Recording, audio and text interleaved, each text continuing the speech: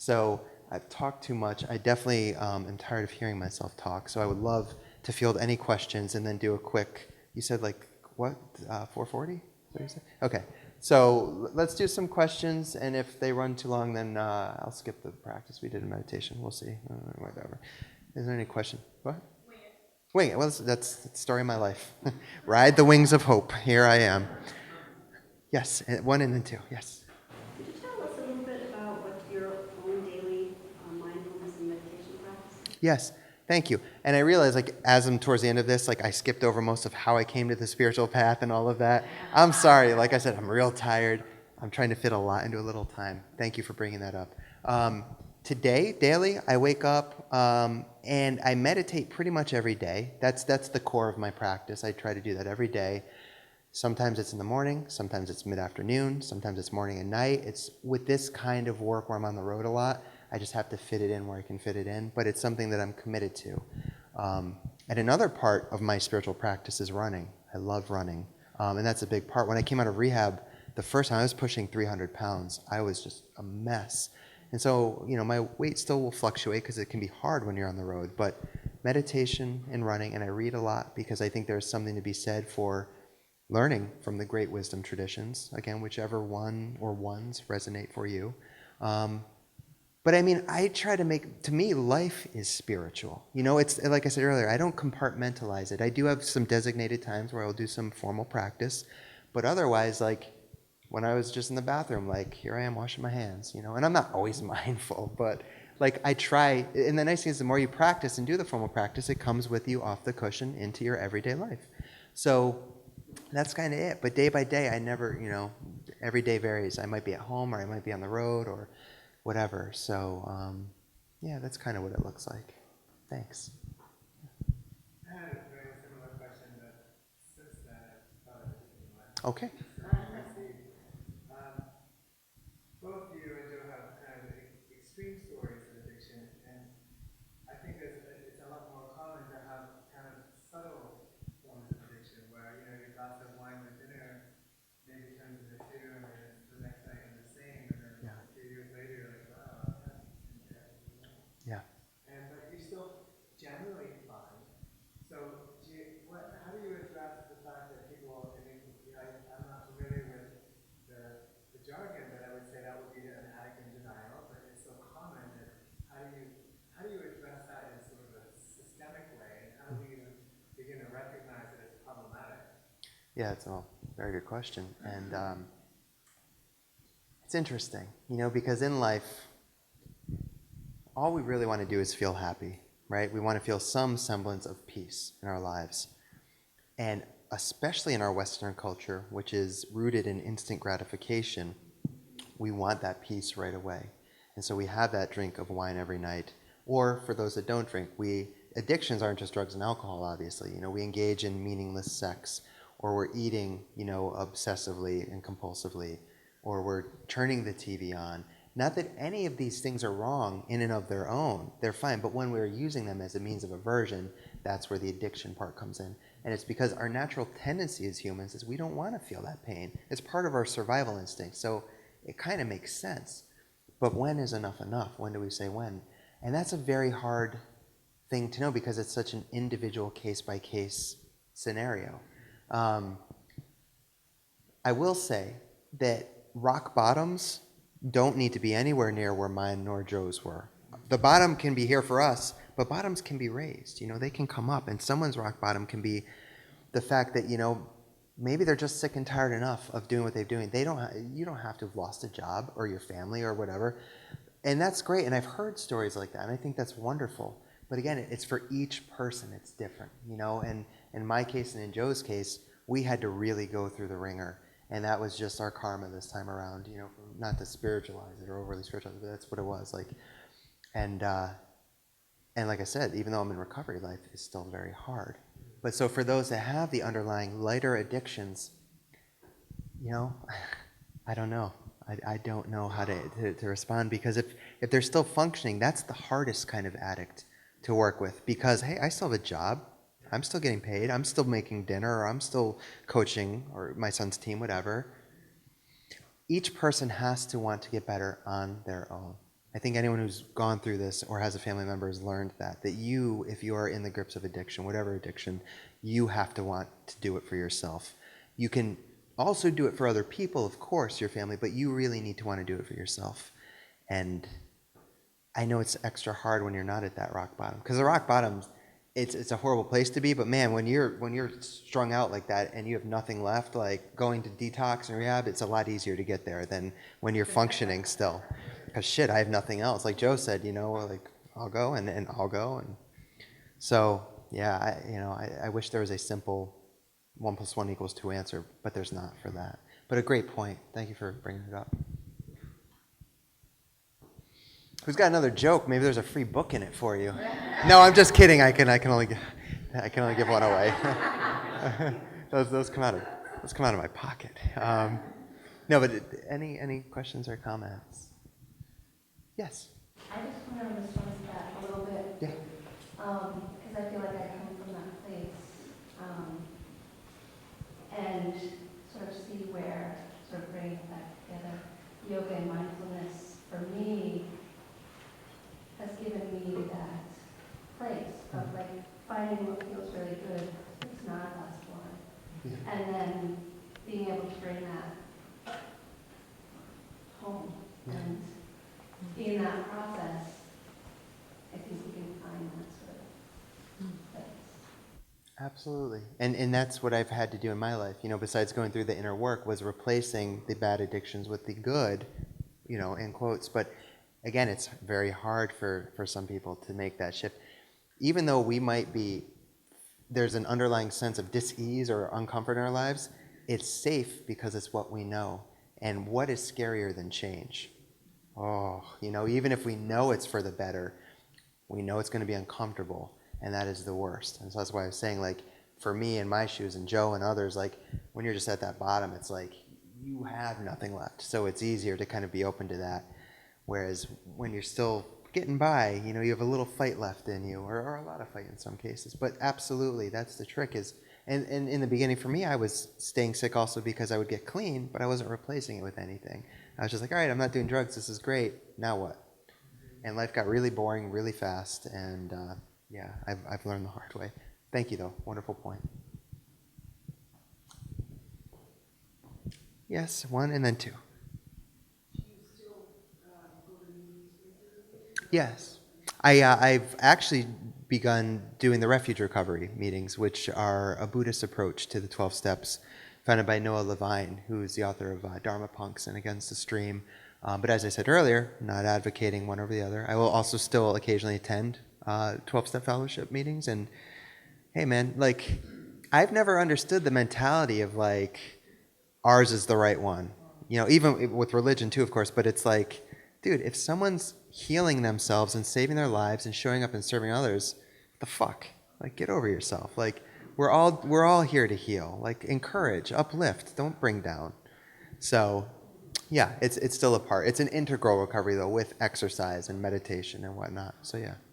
Thank you. Yes, gentlemen. Yes, I was wondering, James, I was wondering if you've ever clean or lotion. No, I have not. But my Uncle Frank, or great Uncle Frank, used to own a lobster pound called, it's not there, or it's there owned by a different name. It was called Frank's Wharf or something like that. And it was actually, it's in some famous painting up there because JFK used to go to it. Yeah, it was back in the day. It was like a really big, it was small, but it was like one of those like kind of iconic areas in Damariscotta. So no, I never have. But dude, it was so good to be back up there yesterday. Actually, I stopped there for lunch on the way down this morning, just going up that nice little strip. And it's the big pumpkin festival they do. So they have all those gigantic pumpkins out. And I took a video for my wife because she's never been there. So I was walking up that nice little main street there, and I sent it to her. I forgot the name of the cafe, but it was really good. But getting back out to Pemaquid and whatnot, it's great. So yeah, Damariscotta. All right. My mom has a shirt. Where the hell or what the hell is Damariscotta or something like that? Because I tell people, and they're like, Damar what? Anyways, but beautiful, beautiful up there. Yes. You said at the beginning that you are not ashamed of how your life transpired. Oh, no, I don't know if I said that because I've got a lot of guilt and shame issues around. Then, I'll do my question then. Sure. How do you deal with that? Because that's something that I struggle with a lot, Sure. and I don't know how to get over that. Okay, yeah. Yeah, I was actually talking with a friend the other day because I hear a lot of people say, like, no regrets. I have no regrets in life. And I see a lot of people get that tattooed. And that's cool. I get the sentiment. And cool, man. That's your thing. For me, I've got a lot of fucking regrets. I do. I can't change the past, which is one thing that, that's a cliche saying, but I really had to come to embrace the fact that I cannot change anything I did before this day, before standing on the stage right now. There is still, like I said about my dad when he picked me up from the airport, even talking about that, I still feel the guilt and shame that comes up, and it is very uncomfortable. But that's where a lot of the work that I do around not just 12-step work, but spiritual work, and talking about it, writing about it, sitting with it in meditation, cultivating, this has been one of the greatest things I've ever done in my life for myself, is cultivating a greater sense of compassion and loving kindness towards myself. And I'm still far from perfect at it, but it is much better today than it was 4 years ago. And I mean, just to give you an example, it was so bad that in my apartment, I couldn't have any mirrors in my apartment. I had one in the bathroom, and that was it, because I couldn't even look at myself. Or when I would walk into like a mall, for example, that has those glass doors where you can see yourself, I would look down. Or if I was passing a painting that was framed, I would look away. I could not stand to see myself. That's how deep it went for me. And there are still times occasionally where I'll catch myself doing that, and I stop. And I'm like, it's okay. Luckily, it doesn't happen that often, but there are still times where I feel not awesome about myself, but that's part of life, And when I do, that's why I love practices like meditation or loving kindness, because you learn to cultivate a bit more of that for yourself. It's not easy, but I've dedicated myself to it, and it gets a little better. And it helps that I catch myself much quicker when those kinds of thoughts come in. And then, the thoughts create the emotions, and it becomes this vicious cycle. But I can catch them usually sooner than later, and that helps a lot. So for me, that's what worked. That you might ask 10 different people in this room, and they'll give you 10 different answers. But in my experience, that's what's helped. But I know your pain, and it sucks, because I'm sure you're an incredible person. But I mean, the fact that everyone in this room is in this room right now at a yoga, mindfulness, and addiction conference, wow. It's a Friday. There's any number of things we could be doing, and here we all are. That's amazing to me. So that speaks volumes to the character of every single person in this room, and that goes for you too. Thanks for your question. Got kind of one or two more, if anyone has them. I mean, this is my last night in Portland, guys. My Portland tour is over, so yes. What you mentioned loving kindness meditation, please tell us a lot about that. All right, let's do that. We'll do that for the last 5 minutes. And actually, because I'm here till the end of this event, so I have a little table set up back there. If there are any questions you wanted to ask that I understand it can be in public, I don't ask a lot, please feel free to come grab me if you have any questions back there, or any comments or anything. I'll be there, and I would love to speak to anyone who would like to speak to me. And yeah, let's do the loving kindness meditation to end this. Thanks for bringing that up. I might go 2 minutes over, Angela. Is that okay?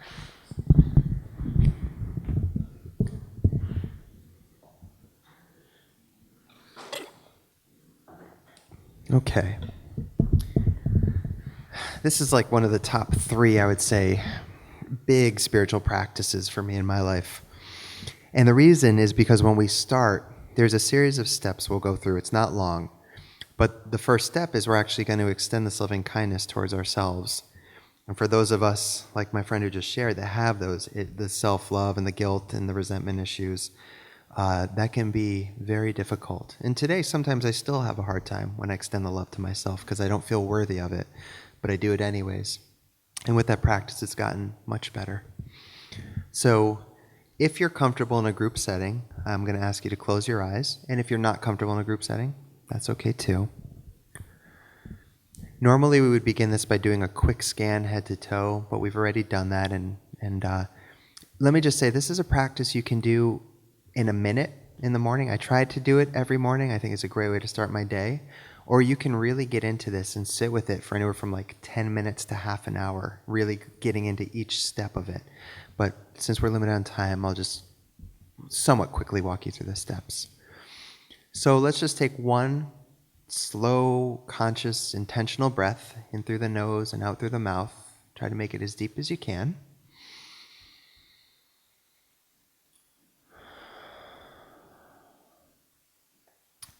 Next, we're going to place our awareness in our heart center. And the heart center is located in the middle of your chest. It's also known as the heart chakra area. And what I mean by place your awareness is literally just bring your awareness there. Don't think about this part of your body. Just put your awareness there.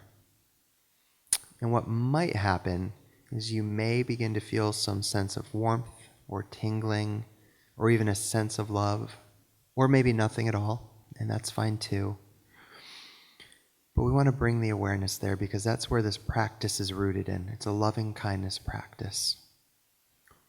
And we're going to take like 20 seconds to just focus on our breathing. But as we do, imagine you're actually breathing in and out of your heart, which I know might seem a little weird, but this is a really great way of really anchoring into the heart center, again, which is where this practice is rooted out of.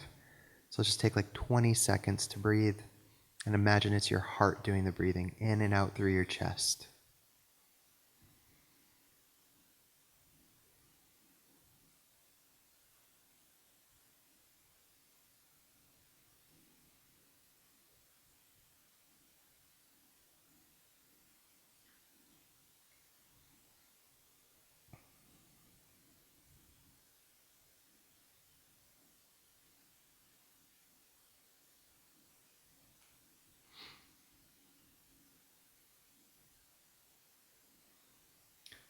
So the first part of this practice, as I said, it begins with us. So from our heart center, send yourself love. For some people, it helps to actually picture themselves in their mind. So you're actually sending love from your heart to yourself, looking back at you. For some people, it's hard to bring that image to mind, and that's fine. So in whatever way feels right for you, from your heart center, send yourself love to the best of your ability. Even if you don't feel that you're worth it, just try to do your best to do that. And as you do, we're going to make this aspiration to ourselves. We're going to say, and just you can say this mentally, you don't have to say it verbally, but mentally say to yourself, may I be at peace, may I be at ease, may I be free from suffering. And as you say these words, sending yourself love from the heart, do your absolute best to say them with as much sincerity as you can. Because honestly, you are just as worthy of your own love as anyone else is. So again, may I be at peace, may I be at ease, may I be free from suffering. And next, we will bring to mind what's considered a positive person. And this could be our parents, it could be a child, it could be a spouse, even a pet, just someone that's very positive in our lives, that we have a very, very deep connection to. And when you have that person in mind, from your heart center, we're going to make the same aspiration to them. As I say it, I'm going to use the word you, but I encourage you to actually use their name as you're mentally saying it, just to make it a very personal experience. So you can mentally say, may you be at peace. May you be at ease.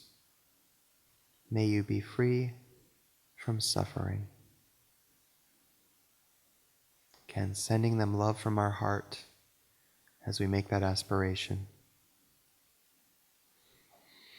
And next, we'll bring to mind another loving person, but not quite as close to us as our parents or spouse. This might be like a cousin or a dear friend. Anyone that comes to mind with those kind of loving, positive attributes is completely applicable. And again, as we send love to them from our hearts, we make the aspiration, may you be at peace, may you be at ease, and may you be free from suffering. Next, we'll bring to mind what's considered a neutral person. And this is someone that we have no emotional attachment to. For example, it could be a barista at our local coffee shop that we see frequently. It could be a mailman or woman. It could be someone that we pass walking on the street periodically. Chances are we probably don't even know their name.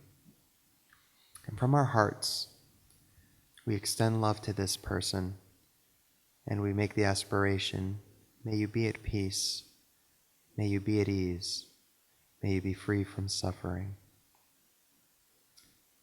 And next, we're going to bring to mind a difficult person. And this one can be tough for some people at times. It does not have to be the most difficult person in your life, but someone that when you think of them, chances are you probably already have them in mind too. It could be a coworker, could be a boss, could be an in-law, could be anybody. But anyone that when you think of them has some kind of negative or difficult qualities about them that come up for you.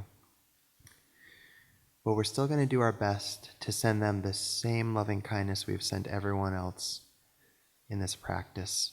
So as we send them love from our hearts, we mentally say, may you be at peace, may you be at ease, may you be free from suffering.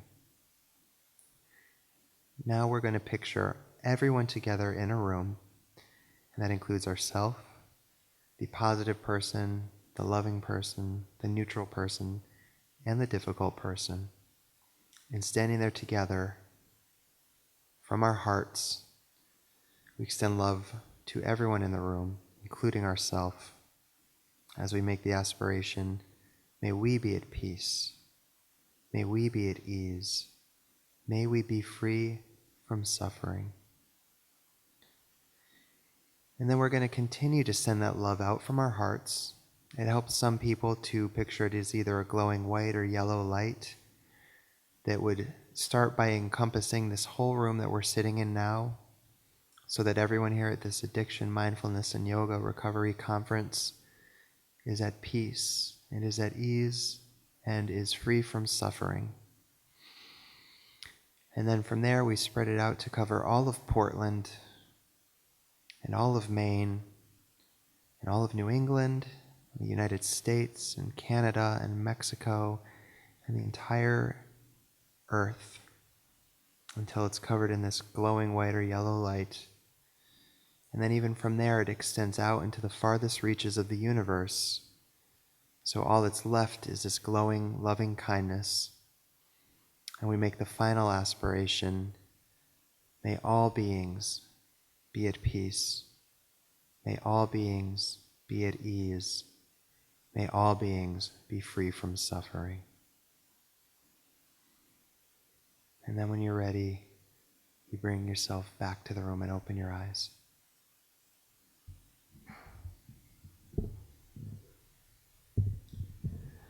And that's the practice. I'm going to wrap it up now, but I want to say thank you guys very much. Again, that was a very quick version of the practice. If it's something that resonates with you, you can use it much longer in the morning or any time that works for you. I want to say thank you to Angela and Mike and everyone else that's here doing this conference. And the last thought I want to leave you with, I try to end with this quote whenever applicable, and I think today is certainly the day for it. But there's a wonderful spiritual teacher named Ram Dass, deeply important teacher in my life. And my favorite quote from him is, he says, we're all just walking each other home. And I love that. And I think that there's no other fitting way for me to end my talk today by saying that. Please remember as you go about your day and you try to cultivate a greater sense of love and compassion for yourself and others, that we are all just walking each other home. So thank you guys very much, and thank you.